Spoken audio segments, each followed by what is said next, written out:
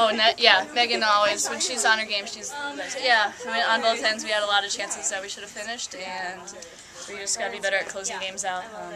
It's kind of hurt us all year. That's been our MO, I guess. We haven't been able to finish chances and close them. Well, we still know what we need to work on, like I said, and we're just going to continue working on it. We got a whole week to do that, so hopefully we can do that and finish out winning our 3 games and giving us the best opportunity to.